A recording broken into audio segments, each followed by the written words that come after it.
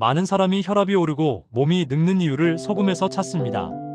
하지만 현대 노화과학은 전혀 다른 범인을 지목하고 있습니다.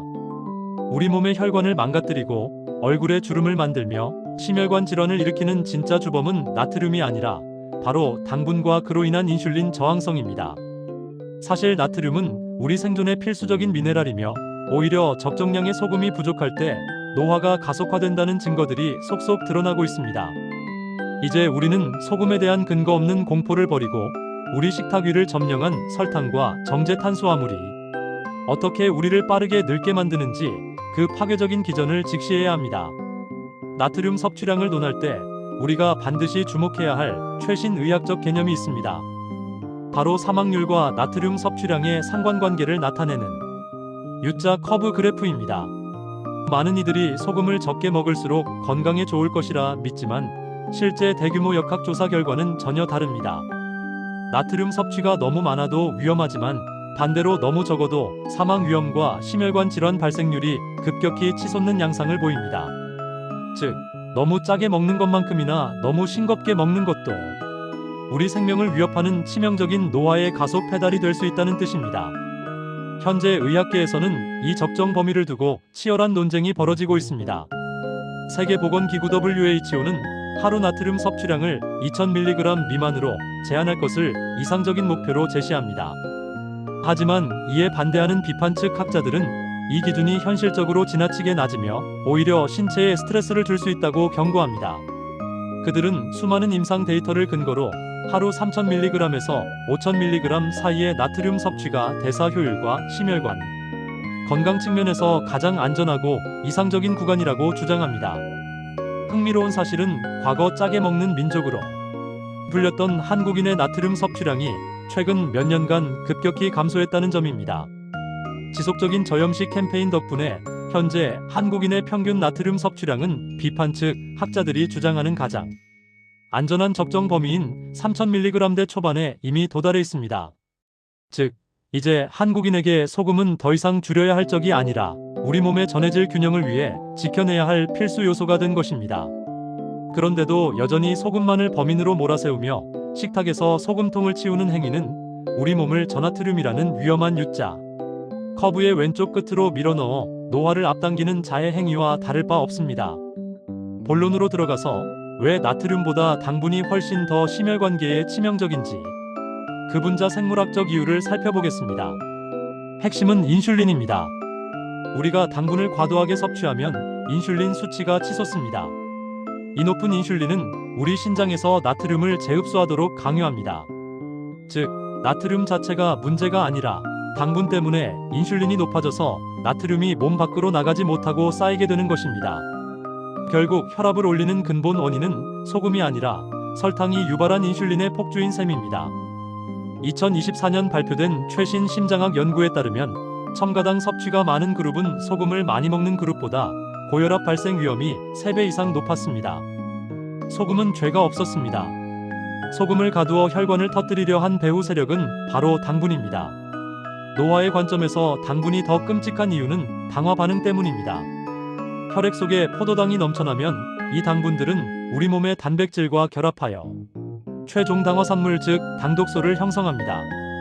이 당독소는 말 그대로 우리 몸을 안에서부터 태우는 역할을 합니다. 피부 콜라겐에 당독소가 붙으면 피부 탄력이 사라지고 깊은 주름이 생기며 혈관 단백질에 붙으면 혈관이 설탕물에 절인 것처럼 딱딱하게 굳어버리는 혈관 경화가 일어납니다. 이것이 심혈관계 질환과 노화의 본질입니다. 반면 나트륨은 이런 당독소를 만들지 않습니다. 오히려 나트륨은 세포 안팎의 수분 밸런스를 조절하고 신경신호를 전달하는 필수적인 역할을 수행합니다. 우리는 엉뚱한 적과 싸우느라 진짜 우리 몸을 썩게 만드는 당분을 방치해왔던 것입니다. 나트륨 부족이 오히려 노화를 촉진한다는 사실은 충격적이기까지 합니다. 우리 몸의 전해질이 부족해지면 몸은 비상사태에 돌입합니다. 혈압을 유지하기 위해 레닌, 안지오텐신, 알도스테론 같은 호르몬을 쏟아내는데 이 호르몬들은 우리 몸에 강한 염증 반응을 일으키고 교감신경을 과도하게 활성화합니다. 만성적인 염증은 노화의 가장 큰 동력입니다. 소금을 너무 적게 먹는 저나트륨 혈증 상태가 지속되면 미토콘드리아의 에너지 생산 효율이 떨어지고 인슐린 저항성은 오히려 악화됩니다.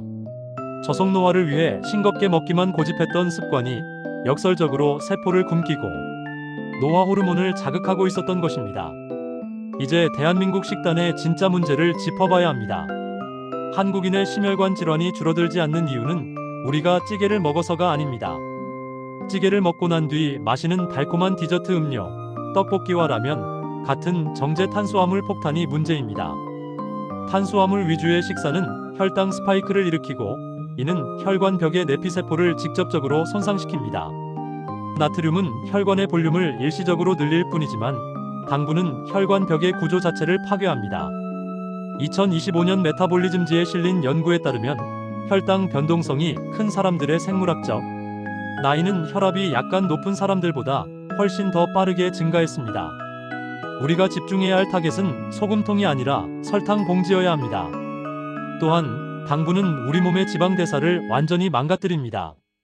간에서 당분을 대사하는 과정에서 중성 지방이 폭발적으로 생성되는데 이것이 간에 쌓이면 지방간이 되고 혈관에 쌓이면 죽상동맥 경화증이 됩니다. 소금은 지방간을 만들지 않습니다. 소금은 인슐린 저항성을 일으키지 않습니다. 오직 과잉된 당분만이 우리 몸의 대사 시스템을 마비시키고 우리를 비만과 당뇨, 심장병의 늪으로 밀어넣습니다. 노화는 대사가 무너지는 과정입니다. 대사의 핵심 키를 쥐고 있는 것은 소금 조절이 아니라 인슐린 민감성을 회복하는 것이며 그 유일한 방법은 정제당과 이별하는 것입니다. 그렇다면 우리는 어떤 선택을 해야 할까요? 저속노화 연구소는 제안합니다. 질 좋은 소금은 충분히 섭취하되 당분과는 철저히 결별하십시오. 미네랄이 풍부한 천일염이나 암염은 세포의 전기 신호를 건강하게 유지하고 신진대사를 돕습니다. 진짜 건강한 혈관을 원한다면 소금을 줄여서 음식을 맛없게 먹을 것이 아니라 설탕을 줄여서 입맛을 리셋해야 합니다. 당분이 빠진 자리에 건강한 지방과 단백질, 그리고 적당량의 소금이 채워질 때 우리 세포는 비로소 스트레스 없이 재생을 시작합니다. 노화학자들은 말합니다. 설탕은 담배보다 해로운 중독 물질이다. 당분을 먹었을 때 뇌에서 분비되는 도파민은 우리를 일시적으로 즐겁게 하지만 그 대가로 우리 세포의 수명을 갉아먹습니다.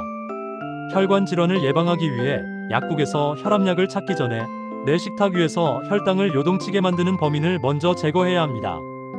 인슐린 수치가 안정되면 우리 몸은 자연스럽게 불필요한 나트륨을 배출하고 혈압을 스스로 조절하기 시작합니다. 우리 몸의 자정 능력을 믿으십시오. 그 능력은 소금을 끊는 것이 아니라 설탕을 끊을 때 회복됩니다. 오늘의 결론은 명확합니다. 나트륨은 무죄입니다. 심혈관계 질환과 급격한 노화의 진범은 당신이 무심코 마신 음료수 한 잔, 습관적으로 먹은 밀가루 음식 속에 숨어있는 당분입니다. 이제 싱겁게 먹기라는 낡은 도그마에서 벗어나 달지 않게 먹기라는 저속노화의 실천 강령으로 갈아타십시오. 이것이 여러분의 혈관을 지키고 심장을 다시 뛰게 하며 세월의 흐름을 거스르는 가장 강력하고 과학적인 방법입니다. 오늘 알려드린 당분과 노화의 진실을 가슴에 새기고 여러분의 식탁을 다시 설계해 보십시오. 설탕을 버리고 소금의 활력을 되찾는 순간 여러분의 역전노화 시계는 다시 돌기 시작할 것입니다. 저속노화 연구소는 앞으로도 여러분이 알고 있던 잘못된 건강 상식을 파괴하고 가장 최신의 데이터로 여러분의 젊음을 지키는 방패가 되겠습니다. 시청해주셔서 감사합니다.